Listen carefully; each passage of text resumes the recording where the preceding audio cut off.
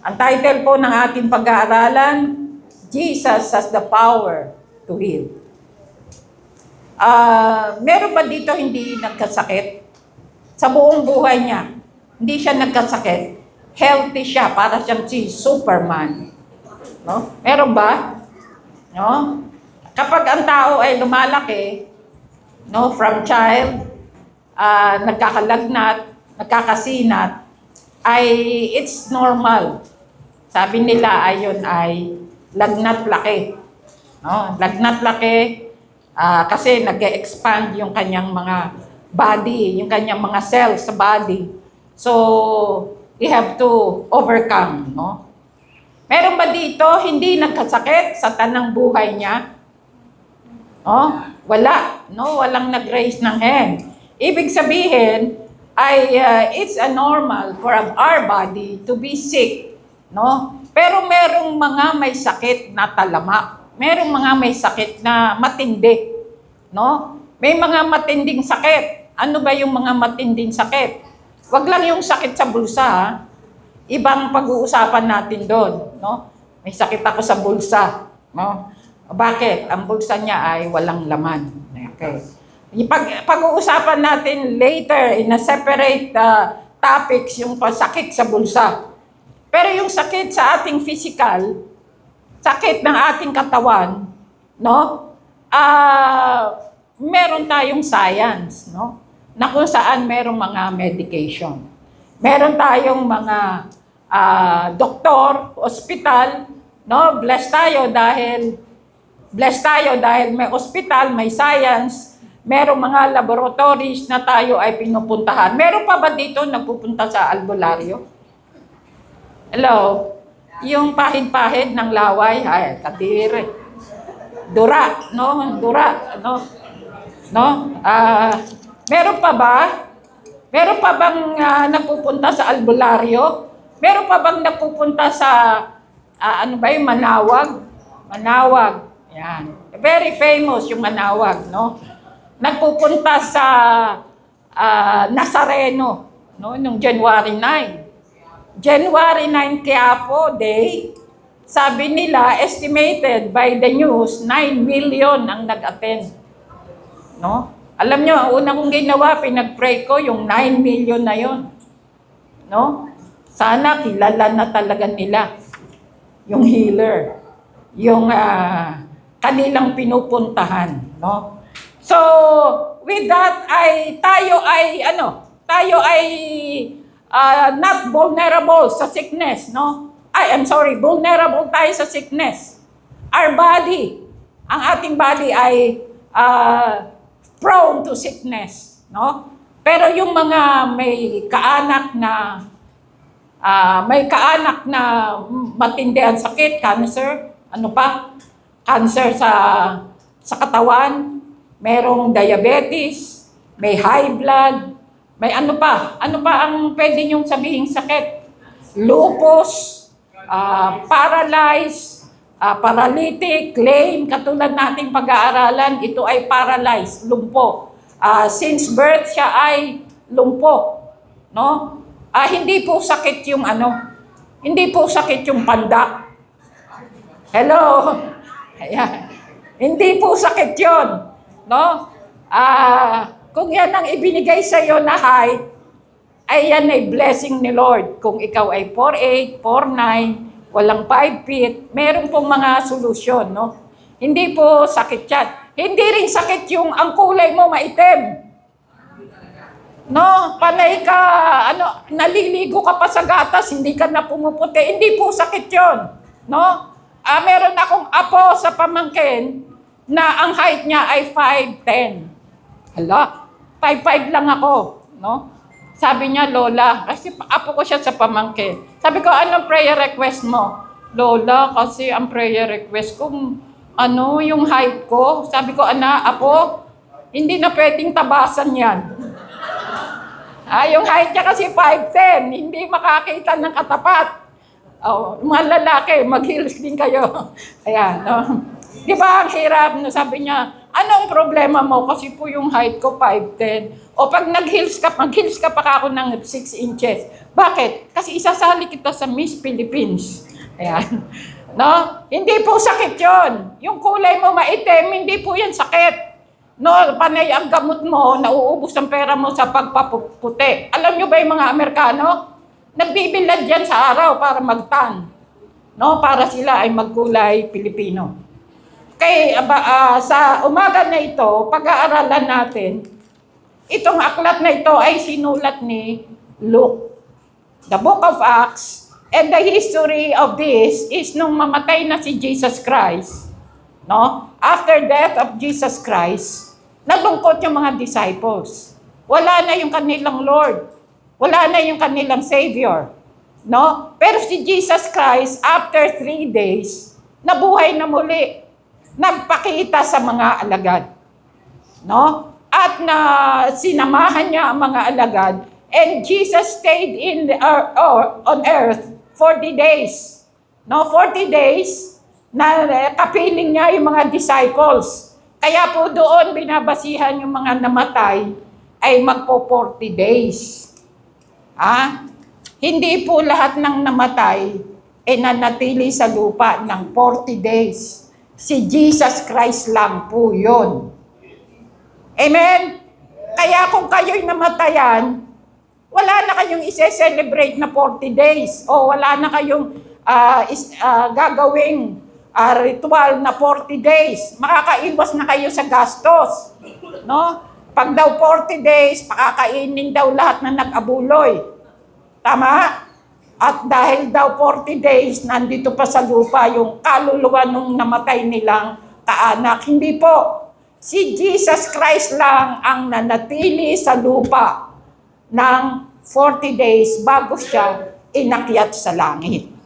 No? So, nung inakyat sa langit si Jesus Christ sa chapter 1 and 2, inakyat sa langit si Jesus Christ, nakita ng mga disciples. No? Nakita ng mga disciples na resurrect itong Jesus Christ na to. Then after the resurrection, 40 days, and the 50th day, and-empower sila ng Holy Spirit. And that is the promise of Jesus. Na maghintay sila. Maghintay kayo. At padadala ko ang ipinangako ko sa inyo. So, and then, nandun sila, nanatili sila dun sa upper room. There are about 120 in the upper room. And then later, yung mga na-disciple and believers, more than 500, witness. No? Witness. Sila ay na-anoint. Sila ay na-baptize sa Holy Spirit. And most of them speak in tongues. Most of them have discernment. Most of them had yung mga gifts ng Holy Spirit ibinigay doon sa ating mga unang mananampalataya.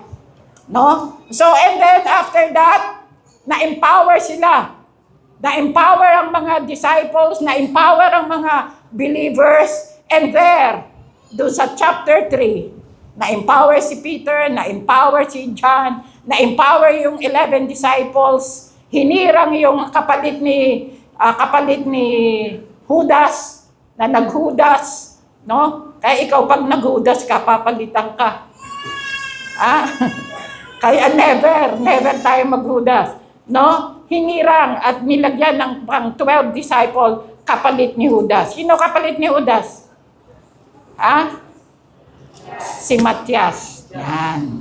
Si Matias, no? Okay, now here comes nandun sa chapter 3. Ito ngayon ang Peter, ito ngayon ang John, no, going to the disciple on the 9th hour. 9th hour is equivalent sa mga 3 p.m. sa atin. Oras ng pananalangin. No? Ito ngayon si Peter and John, fully empowered. No? Pagpasok nila sa templo, merong isang paralyzed man since birth na nandoon, inuupo doon sa harapan ng templo para magpalimos. No? Kasi ang mga churches ay merong alam nila na good ang mga mga pumupunta ron, maglilimos. Kaya itong layman na ito ay nandun nakaupo, nag-aabang at nanghihingi ng limos. Nung makita si Peter at si John na papasok ng templo, no?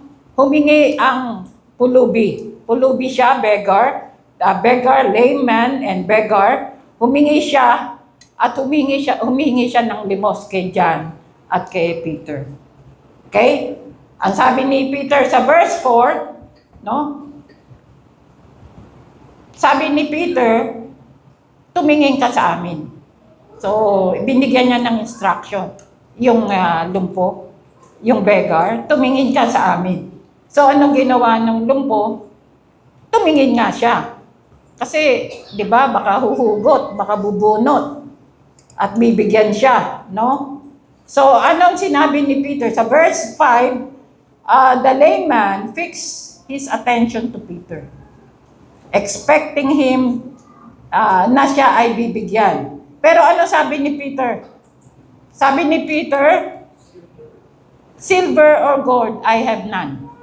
Nay, wala akong silver. Nay, wala akong ginto. Pero kung ano yung meron ako, yun yung ibibigay ko sa iyo. No? Pagkasabi nito, sinabi ni Peter, in the name of Jesus Christ of Nazareth, rise up and walk. Yun yung sinabi ni Peter.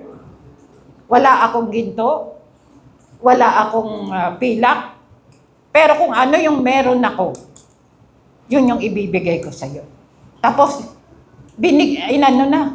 pinag-pray na ni Peter. In the name of Jesus Christ of Nazareth, rise up and walk. No? Tapos, ginabayan ni Peter yung lumpo, hinawakan sa kanang kamay, at itinayo. At habang itinatayo ni Peter yung bukong-bukong ng lumpo, at saka yung kanyang paa, ay lumakas. No? Nagsimulang maglakad ang lumpo.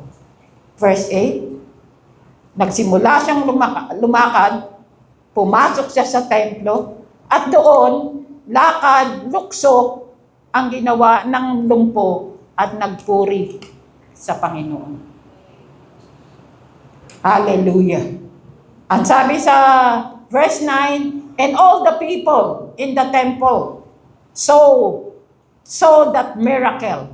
No? Saw the layman walking and praising God. No? At lahat ng nakakilala doon sa beggar, siyempre, kung araw-araw kang nandun, lahat ng nagsisimba doon, kilala ka na. Diba? Alam nyo na yung mga beggar sa lugar nyo, and they recognize the man. The man is the one sitting in the beautiful gate of the temple, and now, they are filled with wonder, and they were amazed what happened to the layman. Kapatid, makikita natin in a narrative form that Peter, no, uses the name and uses the power of Jesus Christ to heal the sick. No? Marami tayong instances na nabasa sa Bible nung time na si Jesus ay nagmi-ministry. Maraming instances na nagpagaling ang ating Panginoon. Jesus directly healed the people. No? Anong instances? Merong babae, 12 years na dinudugo. No? Sa Mark 5, may babae, 12 years na dinudugo. Nahawakan ang laylayan ng damit ni Jesus.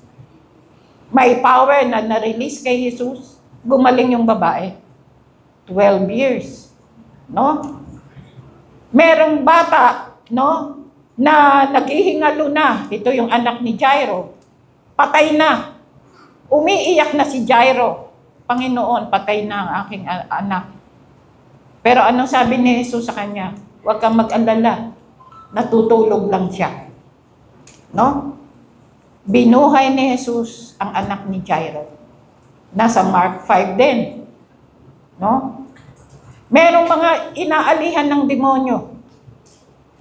No? Pinagaling ni Jesus, kinas out ang demons sa Mark 1, doon sa Capernaum.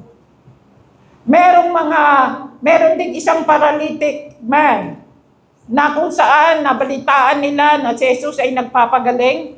So sobrang dami, dinudumog si Jesus ng mga may sakit. No? Siya, yung paralytic man na yon ay ibinutas yung bubong na kung saan nandun si Jesus at ibinaba ng lubid ng 4 na lalaki. Nasa Mark 2, nagumaling yung paralytic man. No? Merong isang bata, no? Isang bata na epileptic, possessed by demons, sa Matthew 17, pinagaling ni Jesus. Merong 2 lalaking bulag, no? Crying out, umiiyak sila. Narinig nila na si Jesus ay nagpapagaling. Sumigaw sila, sinasaway sila ng mga disciple, huwag kayong maingay. Pero itong dalawang bulag na to, sumigaw sila. Sabi nila, Jesus, anak ni David, mahabag ka sa amin. Gumaling yung 2 bulag. Sa Matthew 20, sa Mark 10. Maraming instances, marami pa. Ito yung mga healing. Ilan lang ito sa pagpapagaling ni Jesus directly. Hello? No? And Jesus, kanina ang ganda na ating mga inawit, my God is my healer. Jesus is your healer. No? My healer. Hindi lang healer ng ating physical, iba pa itong ating Diyos, healer pa ng ating kaluluwa. No? So with this, ay makikita natin na dito sa Acts, wala na si Jesus, inakyat na sa langit. But His power were given to His men.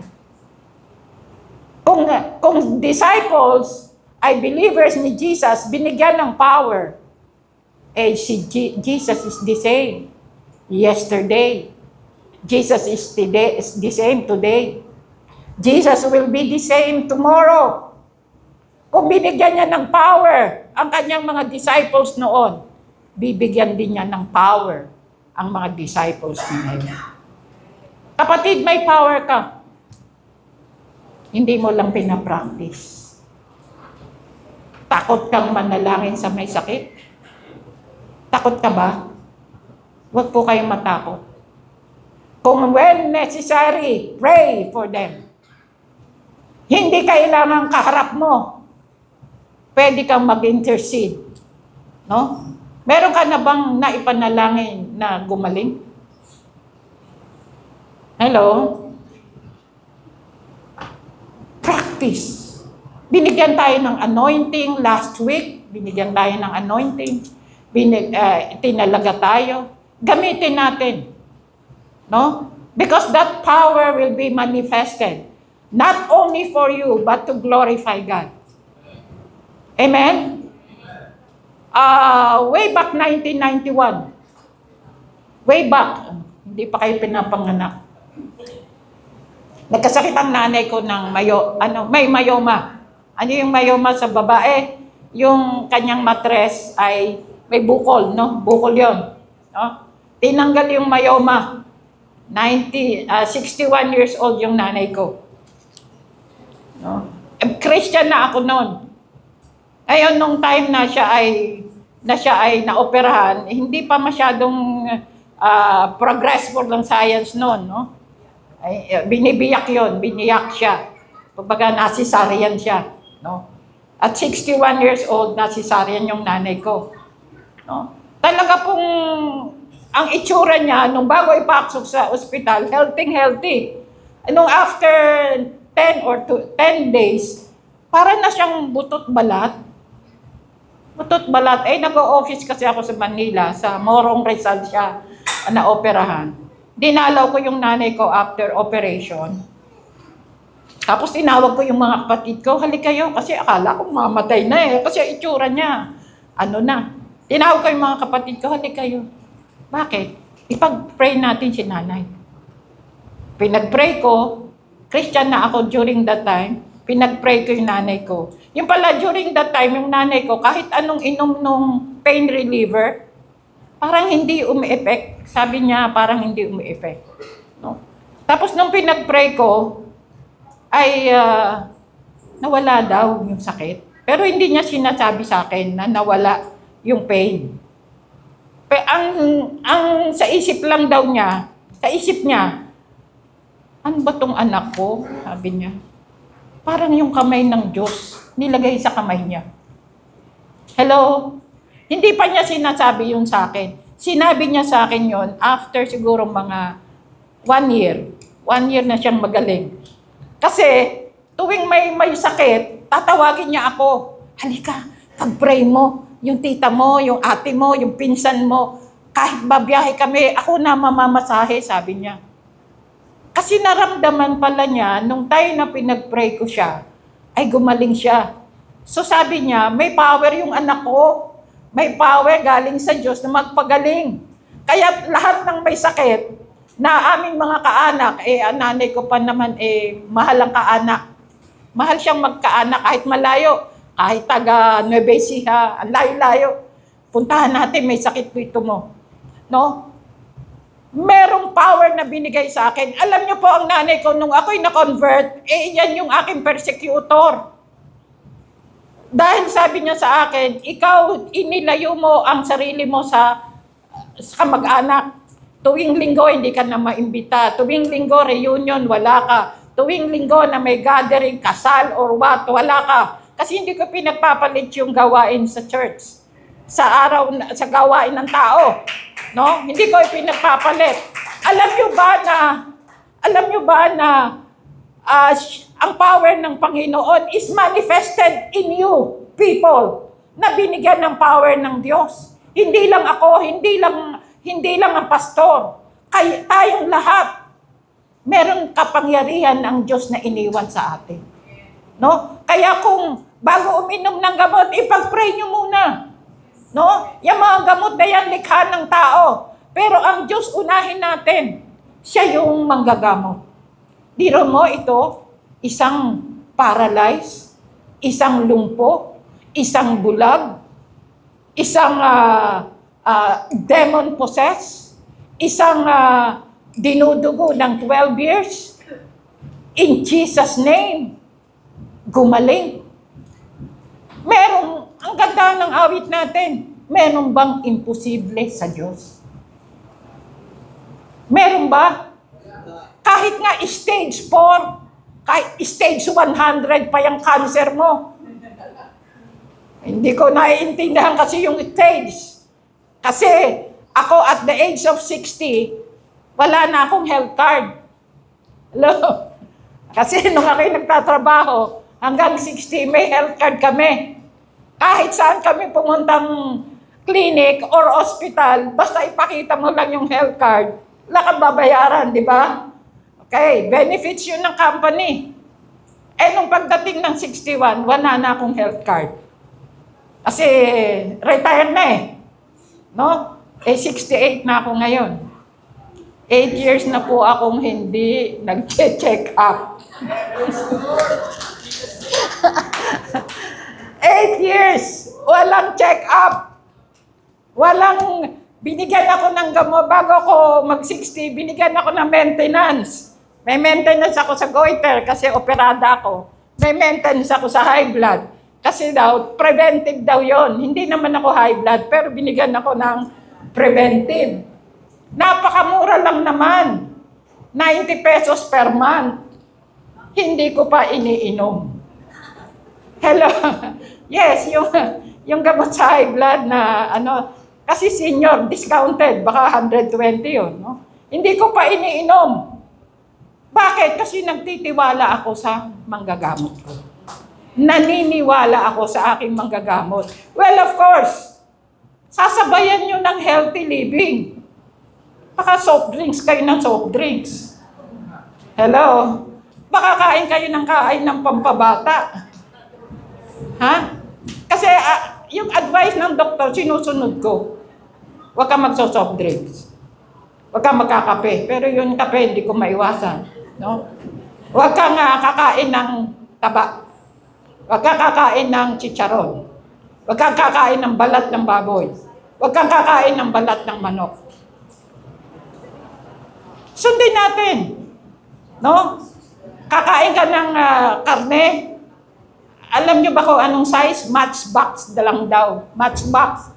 Yung yung kahon ng pospro, ganun lang kalaki ang karne, nakakainin mo. Kain ka lang isa. Pagkakain ka ng hipon, pinakamarain na 2. Hala, kaya? Hindi.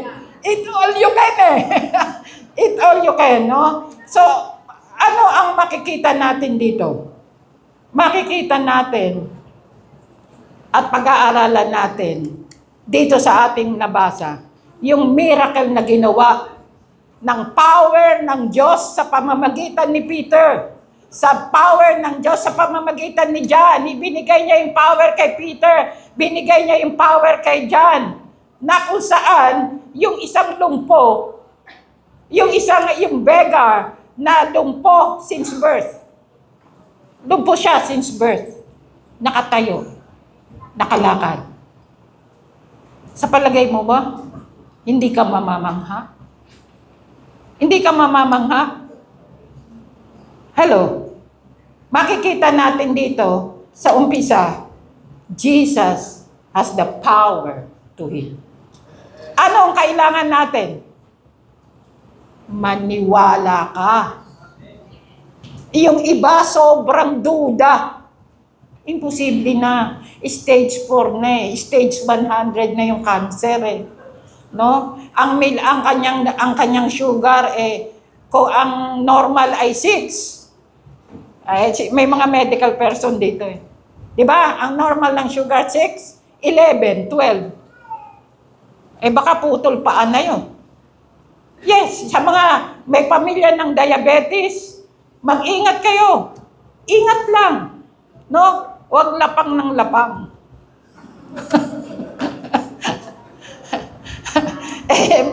Yung bayaw ko diabetic na, kung kumain ng leche plan, 2 lanera. Alam niyo yung 2 lanera? Hala. No? Ako nga, lanera, sugar. Hindi ako diabetic, pero kung kumain ako leche plan, 2 kutsarita lang. No? Kaya lang di ko alam bakit laki ako ng laki. No? Hindi naman ako malakas kumain, pero bakit laki ako ng laki? Siguro dahil malaki ako. Pinakain kasi kami ng Star Margarine. Sumuko na yung aking apo Tita, Lola, 5'10" kasi ang height ko. Kaya ba lagi ka naka-flat? Magsuot ka ng heels, 6 inches. Tita, lalo akong tataas, 6-footer na ako. Uy, sasali kita sa Miss Philippines. May problema ang bansot, may problema rin yung matangkad. No? Yung bansot may remedyo Magsuot ka ng 6 inches na wedge, no? Magsuot ka ng heels na 8 inches. Pataasan ngayon. Paano nga naman yung matangkad? Hindi mo naman pwedeng tapyasin ng paa. 'Di ba? So, with that, Jesus is our healer. No? Meron kang grabe na sakit. Lupus man yan. What else na pwedeng stroke? No? What else? High blood? What else?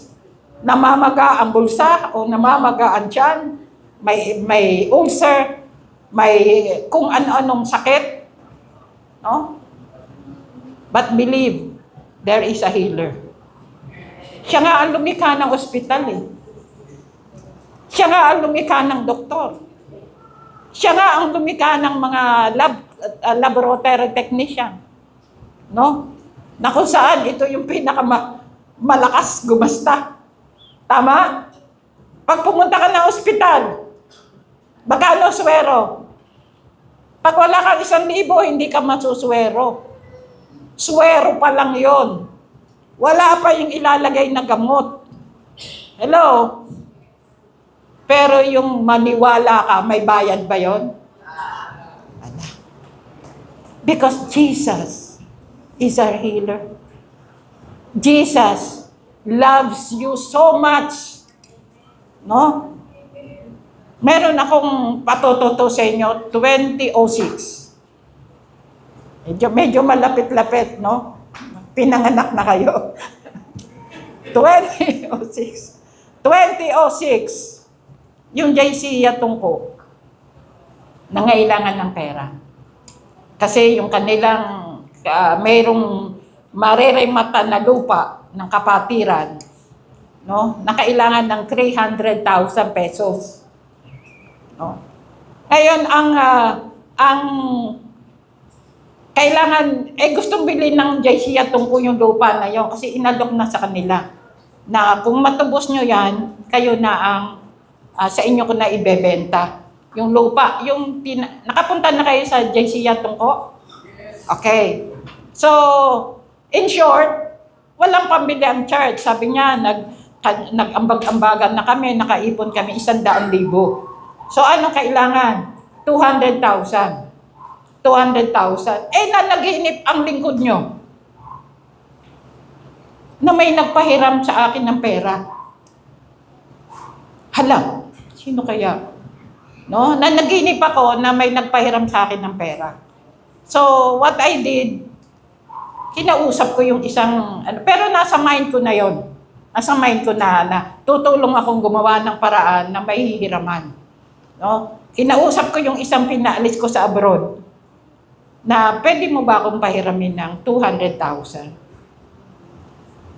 Alam ni Sister Lisa, bago sila nagpunta rito, 2006 yon. 2003 kasi sina Pastor Robert nandito. No? So, alam nyo ba yung oras na sinabi ko ngayon, kinabukasan, sabi niya, Ma'am ang tawag niya sa akin, kasi pinaalis ko siya papuntang Japan. Hindi siya Japayuki, siya ay engineer. Ang trabaho niya ay quantity surveyor, nag-estimate. No, ang trabaho niya, civil engineer siya, estimate. Pinapunta ko siya diyan pa. Kinabukasan nagbigay siya ng 200,000. Dineposit niya sa account ko. So ibinigay ko naman sa kina Pastor Derry, no? Walang papel na promissory note na mabayaran ko kailan ko gusto. Wala. Sa nagtiwala siya, binigay niya yung 200,000. In short, nabili yung lupa sa Tungko. Itong babae na nagpahiram, nabayaran ko. Ako na muna nagbayad kasi walang capacity pa yung church. Medyo mayaman pa ako noon eh.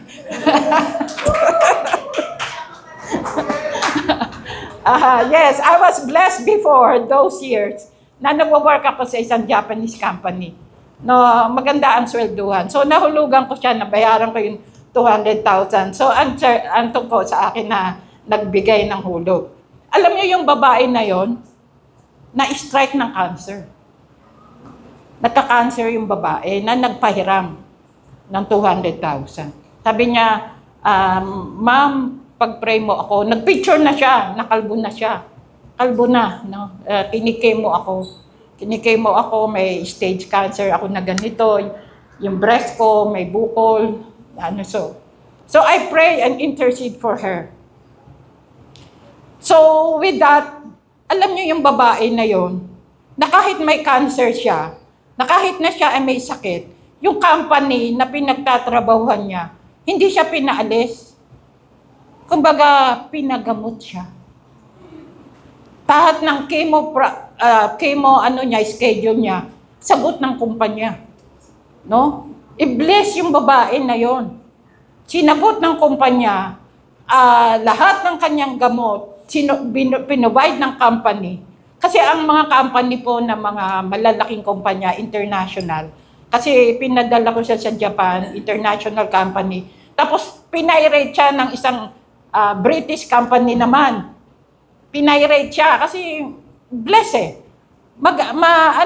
Yun yung plano ni Lord sa kanya eh. Pinirate siya. Kumbaga, nung pinaalis ko siya, ang sweldo niya ay, say, during those time, 2006, pinaalis ko siya mga 2004 or 2005. Ang sweldo niya sa Japan siguro mga $2,500 na. Kasi magaling siyang quantity surveyor.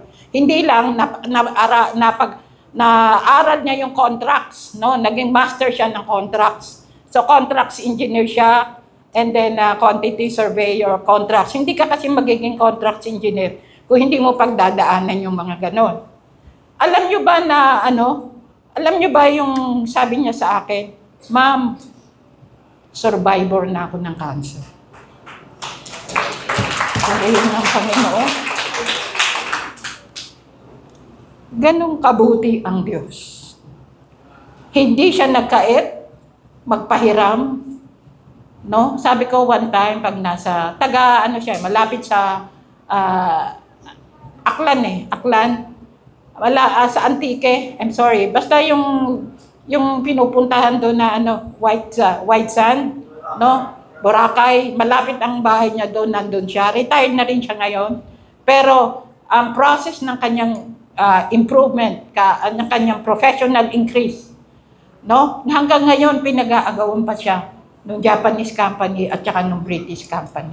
Kasi pwede siyang mag-work at home. No? Pwede siyang mag-work at home.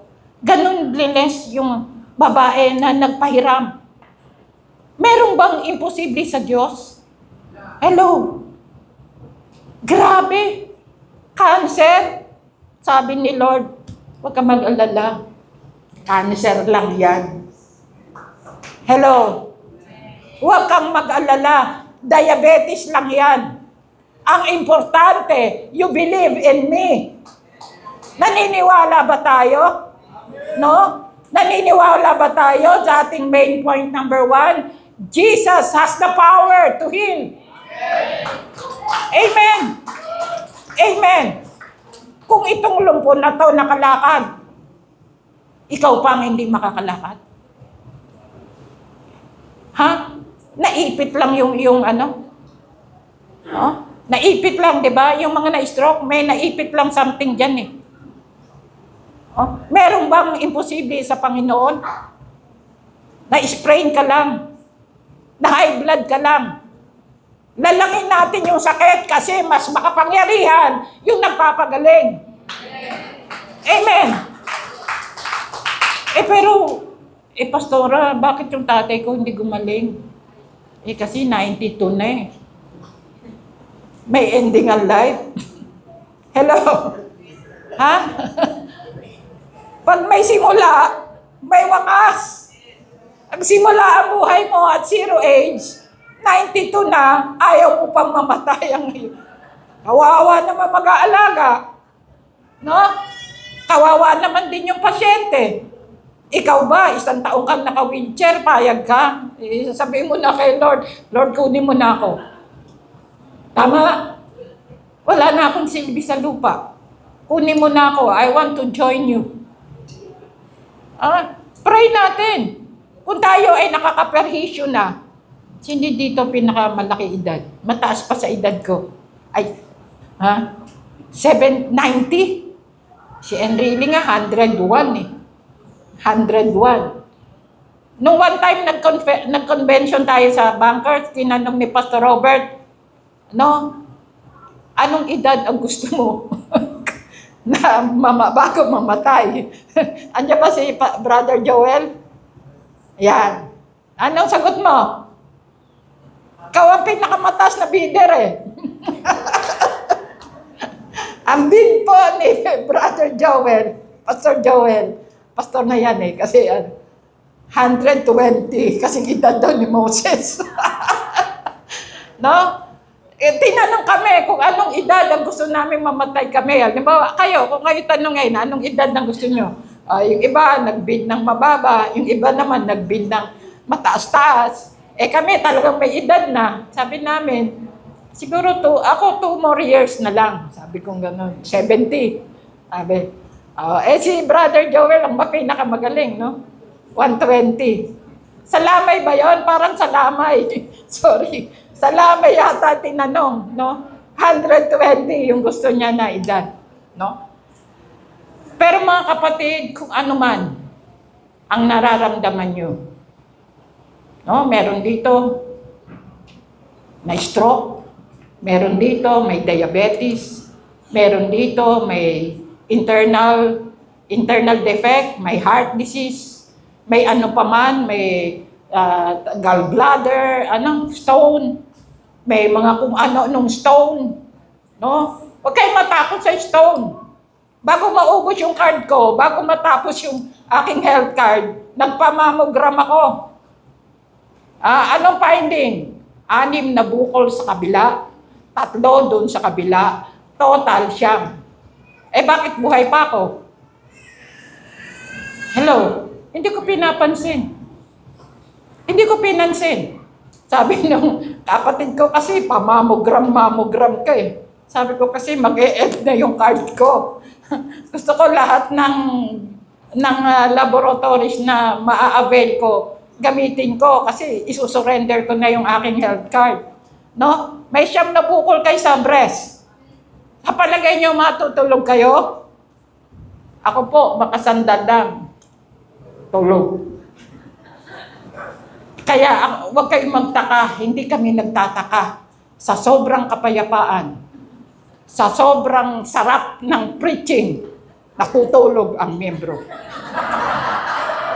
Hindi kami nagtataka. Sobrang kapayapaan, sobrang kagalingan kasi ang binibigay ni Lord. Palakpakan natin si Lord. Amen. Ako, siguro walang tatalo sa akin kahit MRT, tulog ako. Nakahawak na ganun sa standing ang MRT, standing ang LRT. Tulog ako, ginaganyan ako nung kasama. Uy, tulog ka na. Ay, tulog na ba? Ha? Sobra. Because the power of God is true. The healing of God is true. No? Kapag ka may Diyos ka, wala ka masyadong inaalala. Meron ba nag-aalala dito ng bukas? Wala. Bakit? Kasi si Lord ang nagpaplano ng ating bukas. Amen? Huwag mong alalahanin na walang mamanahin yung anak mo. Huwag mong alalahanin na walang mamanahin yung apo mo. May mamanahin nga, galing naman sa kakurakot. Tama? Ano pang mukha ihaharap ng mga pamilya, ng mga nangurakot na yon? Gusto na nga nilang umalis ng Pilipinas sa kahihiyan. Walang saysay, ang daming pera, kung ang mukha mo naman, lagi kang sinasabing kurakot ang tatay mo, kurakot ang lolo mo, kurakot ang ang lahi mo. No? 'Di ba kahit lolo mo ang nagnakaw, parang ikaw na rin yung magnanakaw. Ikaw yung ibubuli kasi ikaw ang narito. Don't worry about tomorrow. Because sabi nga ng Jeremiah, maganda ang plano ng Diyos sa'yo, sa anak mo, sa apo mo. Amen? Sinunod natin yung 10 Commandments eh. Diba? Una natin, kinilala ang Diyos. Sumamba tayo sa tunay na Diyos. Hindi na tayo sumasamba sa mga images. Hindi na tayo sumasamba sa mga Diyos-Diyosan. Ano ang promise ni Lord? Blessing 1,000 generation. Hello, palakpakan natin, Panginoon. Sinunod mo, narito ka, sumasamba ka sa buhay na Diyos, sa Diyos ng Espiritu, Diyos sa Espiritu at sa katotohanan. Sumamba ka. Ano ang promise niya dun sa 10 Commandments? First Commandment, pagpapalain kita hanggang sa 1,000 saling lahi mo. Ano yung healing? That's the blessing from God. Yung healing, it's a blessing. Huwag kang ma-hospitalan ng 1 taon kahit mag-tithes ka ng 20, 30 mil, 50 mil sa church. Magkano hospital pag na-hospital ka? Ha? Swero pa lang pag wala kang 2,000, walang swero. Ha? Ang libreng gamot ng mga ospital, kanilang kinukurakot. Hindi binibigay sa tao. Libre. Kasi yung ospital sa amin sa Rizal, na ospital lang nanay ko, libre lahat. Ospital, doktor, libre gamot, libre swero, lahat libre. Sasabihin lang sa amin nung depende sa namumuno siguro. Sasabihin sa amin ng ospital, ma'am, wala, naubusan na po. Naubusan na yung pharmacy ng ganitong gamot. Pwede po ba kayong makabili? O syempre naman ikaw, lahat naman libre, hindi bumili ka naman paminsan-minsan. Alam naman yung pasyente mo, mamawalan. So sabi ko, ma'am, tanong ko po, saan po galing yung mga gamot? Sa DOH po. DOH. Ma'am, ibig sabihin, ang mga gamot, libre. Opo. Bakit po sa mga ibang ospital, hindi libre? Ay, depende po sa mga nurses doon at saka yung mga admin. Baka hino-hold nila. Pag hinold ba, pwede ibenta? Hindi po kasi may nakatatak na government property, hindi po yun pwedeng ibenta. Ako po matanong Matanong ako. Kaya meron palang ating gobyerno, libre ospital, libre gamot, libre swero, libre ang x-ray, lahat ng mga laboratories. No? Sabi ko, diyan ako magpa-ospital kasi libre. Mahilig naman tayo sa libre, di ba? Hello? Sino mahilig sa libre? Taas kamay. Libre. Nagtataka nga ako kung bakit libre ang salvation, ayaw nila. Hello? Libre kaligtasan Pero ayaw ng pamilya natin. Anong sasabihin? Kasi baka masunog ako dyan. No? Di ba? Libre ang kaligtasan. Libre ang salvation. Libre ang healing. Libre ang lahat. Huwag po kayong maniningil kapag nag-pray kayo sa patay, ha? Huwag po kayong maniningil pag nag-pray kayo sa may sakit. Huwag po kayong tumanggap ng bayad, mga kapatid. Libre po na tayo mag-serve kay Lord. Huwag po tayo tanak, baka mawala ang visa. Ha? Pag nag-pray tayo sa mga may sakit, nag-pray tayo sa patay, nag-pray tayo sa mamamatay. Sino dito nag-pray na, hindi mamatay-matay pag-pray kita? Kasi gano'n hirap na hirap na kumuha ng hangin sa labas, no? Di ba, mayroong pastor na may gift na gano'n. O, tawagin niyo si Pastor Paul. Pag hindi, dedo agad yan. So, pangalawa, Jesus Christ's power to heal was given to His disciples. Yung power ni Jesus Christ, bago siya umakyat, no? Nagstay siya dito ng 40 days, in-anoint niya yung mga believers. Inuna niya yung 11 disciples. No? And then, after that, yung other believers. Actually, nung ibuhos ang banal na Espiritu, there are 120 of them in the upper room. No? Ano yung upper room? Yun yung lugar sa Jerusalem na kung saan sinabi ni Jesus, diyan kayo, huwag kayong aalis. Huwag kayong aalis, diyan kayo. Kaya habang sila'y nandun, nagpe-fellowship sila. Habang sila'y nandun, nag-enjoy sila. Sharing each one. Ang sabi dito, they devoted themselves to reading the word, to fellowship, breaking of the bread, di ba? Ang sabi ng Acts 2:42, nag-share sila, sharing, reading the word, reflection, pero mo 10 days kasi on the 50th day, bumaba ang banal na Espiritu. At ang power ng Holy Spirit, one of them is the healing power. Ibinigay ang kapangyarihan. Kaya pagka, nung inanoint ka, di ba, last Sunday, inanoint tayo, that the anointing oil of God, that is not literal, that is spiritual, that this anointing will be for your ministry.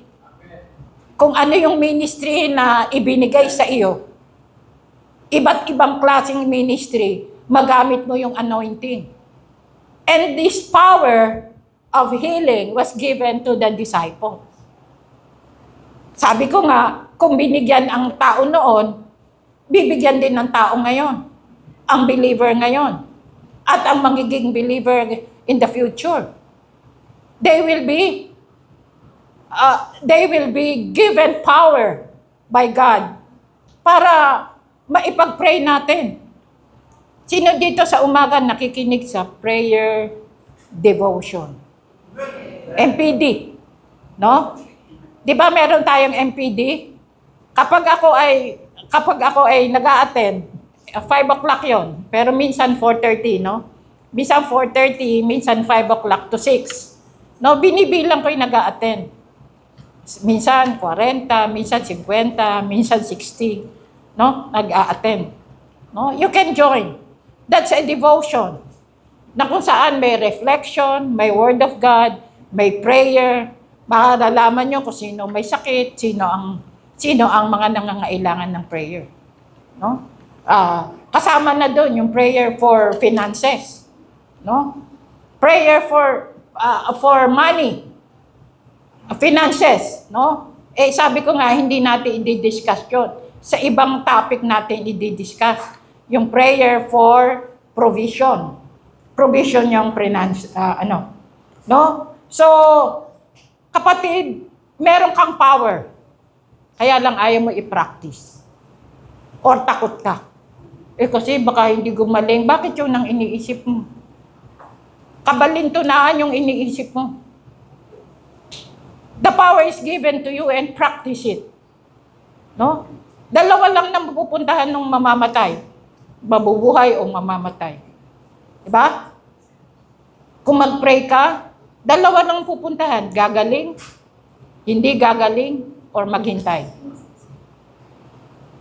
Tatlo. No? Gagaling. Kasi inabuso niya yung katawan niya. Inabuso niya. Pupuyat. Nasa cellphone hanggang 2:00 ng madaling araw. Na anemia. No? Yes. Lahat ng mga sobra may consequence. Hello? Yung mga mahilig magpuyat, pero na lang kung call center kayo, tulugan nyo ng 8 hours. Kasi 8 hours ang normal sleeping hours. No? Okay, we go now to the theology of the text. No? Una, in Jesus' name, monitor, there is power. Kapatid, paniwalaan mo ito. In Jesus' name, there is power. Inaalihan man ng demonyo yan. Whatever, may multo man yan. Yung iba, Christian na, natatakot pa sa multo. 68 years old na ako, wala pa ako nakikitang multo Gusto ko nga makakita. Ano pong gagawin niyo, pastora? Kakausapin ko. Sinong pumatay sa'yo? Di ba, yung iba, pinatay, hindi alam. Si Nini Aquino nga, pinatay. Hanggang ngayon, hindi alam kung sino pumatay. Sabi niya, kung dumalaw yung multo, anong gagawin mo? Di kakausapin ko. Sino nagnakaw sa'yo? Bakit ka pinatay? Bakit ka ninakawan? No? 68 years old na ako, wala. Kaya ko nga dumaan dyan sa sementeryo. May miyembro kami. Kasi yung ating mga pioneer dito, to tell you, ayan si Nanay Nelly, tayo nga. Yan. Si Nanay Nelly, ang pinaka-pioneer dito. Saan siya nakatira? Sa sementeryo. Kapag kailangan namin siya, pupunta kami doon. Kalagitnaan ng gabi, utusan ko yung anak ko, tawagin mo yung asawa ni Nanay Nelly, papagawa natin church, mag-construction sila bukas. Yung anak ko, pupunta. Sabi nung isang miyembro, naku, tumatayo balahibo ko pag pumupunta ako sa sementeryo. No? Yan po yung ating mga pioneer dito. Kasi, sa pangalan pa lang ng Panginoon, may power na. No? Takot ako dati. Duwag ako. Ako pinakaduwag sa amin. Sa aming magkakapatid. Kapag dahil kami siyam, sumakibal ng bahay pa tatay ko, siyam kami. Pagka ang aming bahay ay bukid, Hindi ako doon sa harap, hindi rin ako sa likod. Sa gitna ako. Bakit? Para kung manghablot yung halimaw, sila unang hablutin. That's my mindset. Sino ang una? O sino? Ako sa gitna. Bakit? Para pag kasi sabi nila meron daw mga aswang. Sabi, para pag may unang hinablot yung aswang, sa gitna ako, makakatakbo pa ako. Kasi tinatakot kami nung araw. No? Kung kami ay siyam na nakahilera, sa gitna ako. No? There is power. Pangalawang theology. In Jesus' name, there is healing. Kaya, huwag mong sabihin, Pastor, mamamatay na ako. Mamamatay na yata ako. O nanay, kuya, husband, mahal, wala na. Mamamatay na ako. Sobrang pain, Jesus can heal you. Sobrang kirot, Jesus can heal you. Sobrang bigo, ayan. Sobrang bigo, sino dito bigo, busted? Lahat ng niligawan, busted. Si Pastor Dong yun ang patotoo eh. Yes, hindi siya nahihiya. Lahat ng niligawan niya, busted siya. No? O yung huli. Yun na yung hindi busted. Yun na yung talagang plan ni Lord. No?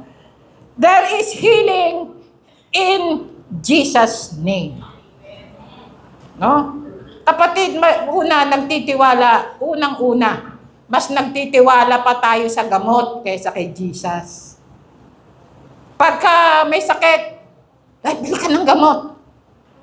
Hindi mo na kinonsulta si Lord. Hindi mo na pinag-pray si Lord. Pero mo, kung nag-pray ka, wala kang gastos. No? Kasi instant si Lord eh. Instant magpagaling. Instant mag-comfort. No? Number 3, andyan na. In Jesus' name, amazing wonders are possible. Biro mo, inborn, mula pagkasilang yung layman, yung mama na paralitiko, yung mama na lumpo. Di ba yung lumpo ay parang humahagis ang paa niya, payat na nakasaklay. No? Yun yung typical na lumpo. No? In Christ's name, there is amazing wonder. No?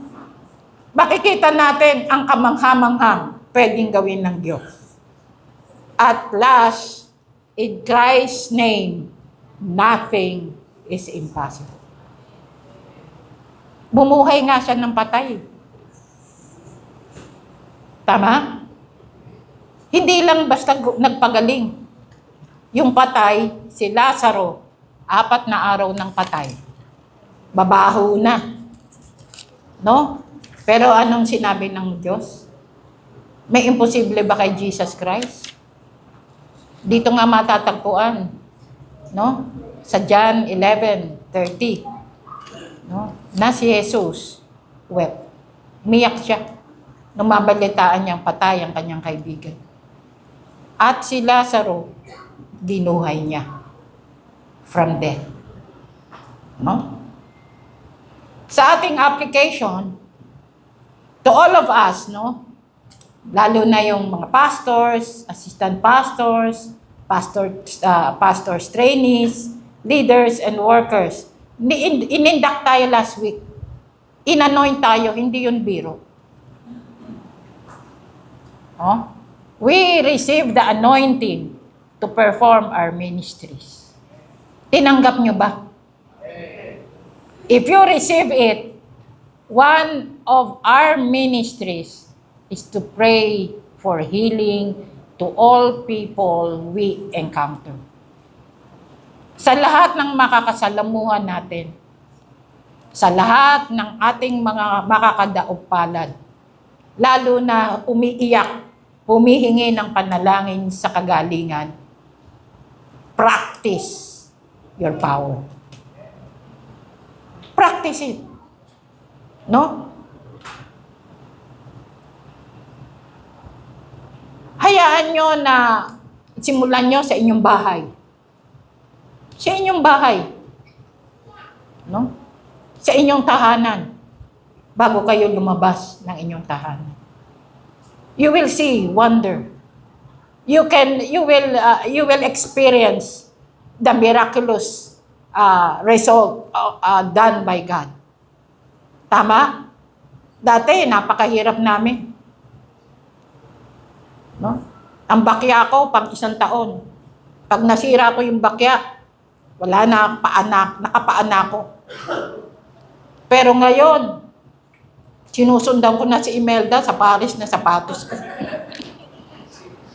Wala namang makakahingi at wala rin akong mapagbigyan kasi size 10 ang paa ko. No? Sabi ko, pag manghihingi ako ng sapatos kay Connie Reyes kasi size 10 daw siya. No? Joke lang. No? Kasi ang aking paa ngayon, 1 taon na yung sapatos, hindi pa masira. 1 taon na yung sinelas, hindi pa masira. Di ba? The power na binigay ng Diyos, o para yung ibibili mo niyan, emission offering mo na lang. Hello? Tama? Yes, 1 taon, 2 taon, sinelas ko, sapatos ko, hindi masira. Praise God. Kung synthetic yung binili ko, naka-ano na yon, lapnos na. Kung synthetic, nasisira ng kanya eh. Okay? So, application natin, practice your power. Taas ang kamay, gusto mag-practice. Ha? Pag nangangailangan ng prayer, ipagpe-pray. No, paano po, hindi ako marunong mag-pray. Aba, ang tagal mo na dito, hindi ka pa mag-pray. No? Sali ka sa prayer ministry. And our conclusion. No? Mga kapatid, truly, Jesus heals our physical sickness. Siya ay nagpapagaling. No? Kanina, marami akong binigay sa inyong senaryo na kung saan miraculously nagpagaling ang ating Panginoon. No? Okay? Siya nga ang naglikha ng science. Siya ang naglikha at nagtalaga ng mga medical people, ng medical instruments. Siya ang nagtayo ng mga ospital. Siya ang nag-imbento ng mga gamot. No? All these are created through God. For what? For the benefits of His people. Ganon tayo kamahal ng Diyos. Sabihin mo sa katabi mo, ganon ako kamahal ng Diyos. Hello? Yes, God loves us so much. Not only to heal our disease, but to heal your soul. Hindi lang yung lupang katawan natin ang mahal ng Diyos. Definitely, yes. God loves us to be sweet. God loves us to be beautiful. God loves us to be pogi, handsome, no? Professional. God loves us to live on earth na maayos ang pamumuhay. But more so, God loves our soul. He gave His only begotten Son for your soul.